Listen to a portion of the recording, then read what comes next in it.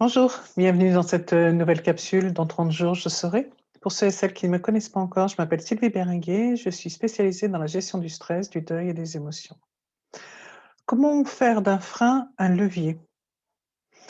C'est ce que me posent comme question la plupart des personnes qui viennent en accompagnement de gestion du stress ou des émotions.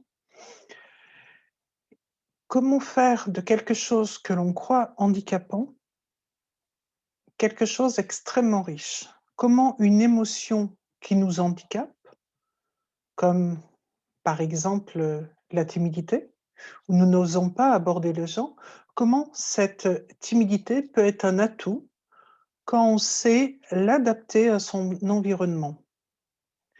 Comment faire d'un frein comme, la le besoin de parler, de communiquer et que notre entourage nous dit: «Mais tu parles trop, on n'entend que toi, on ne peut pas en placer une». Comment faire de ce frein une opportunité pour qu'au contraire, ça soit totalement attractif? Déjà, observer, est-ce que je suis dans mon bon environnement? Si je suis timide et que je suis entourée par des gens, totalement extravertis, est-ce que je me sens bien dans cet environnement? Et est-ce que de me forcer à être comme ces personnes extraverties, qui me génèrent énormément de tension, est-ce que dans ces cas-là, cette timidité peut être amenée dans un autre environnement ou peut-être dans le même environnement, mais posée différemment, adaptée différemment?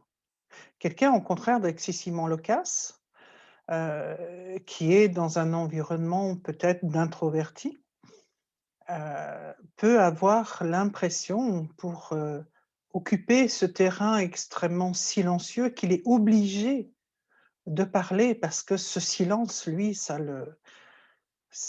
l'emporte dans ses émotions, donc faut qu'il occupe le terrain et faut qu'il parle. Est-ce que son territoire est bien adapté?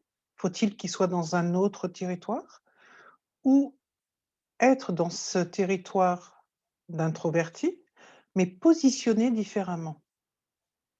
Je vous invite vraiment à réfléchir à ça, à le poser bien sûr et à l'implémenter comme d'habitude dans votre défi «Dans 30 jours, je serai» et de voir que ce que vous prenez comme un frein, comme une difficulté, c'est au contraire une richesse que vous avez peut-être pas encore posée au bon endroit.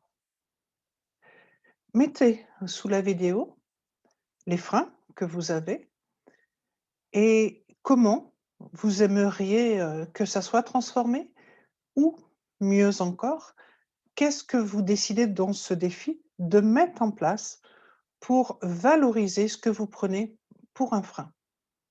Je vous souhaite une très belle journée. À très bientôt. Au revoir.